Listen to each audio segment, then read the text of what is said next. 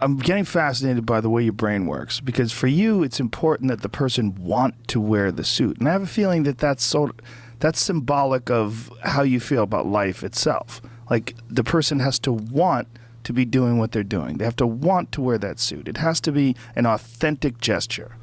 Did you ever read a book called Extreme Ownership, written by a couple of Navy SEALs? That's Jocko Willink, right? No, that's... I think it is. Is it? Is it Jocko's book? Yeah. Yeah, it is. I've had Jocko on the show a bunch of times.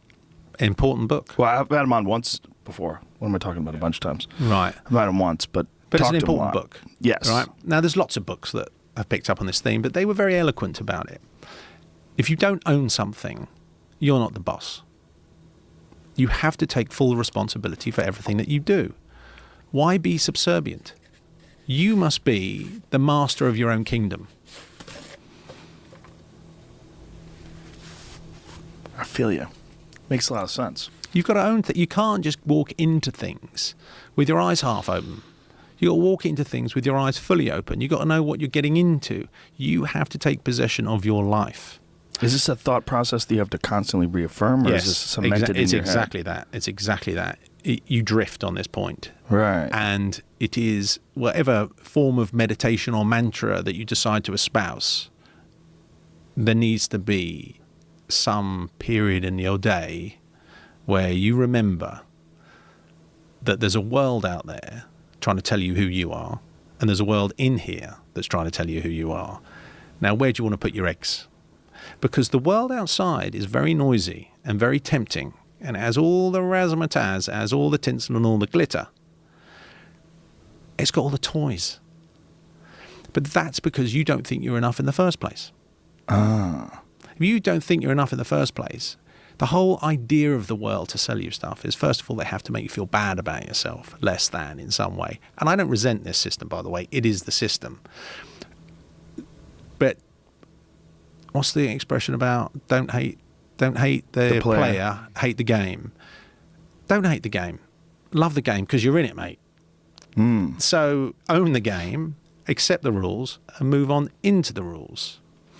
So the world will try and tell you who you are, and you have to tell yourself who you are.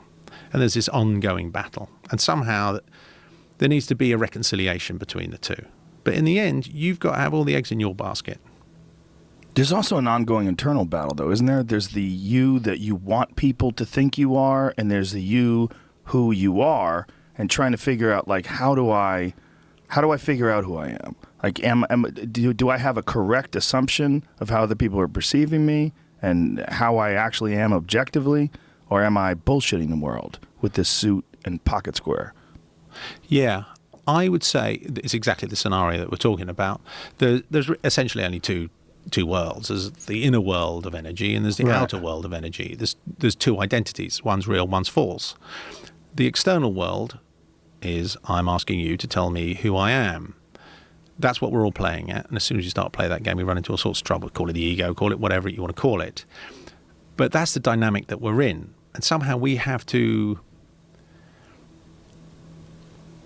give ourselves enough confidence to reassure ourselves that we are enough. However, I enter the game because I've got to move on in the world. I've got to crack on in the world. And I know there's loads of temptations that are going to come along the way.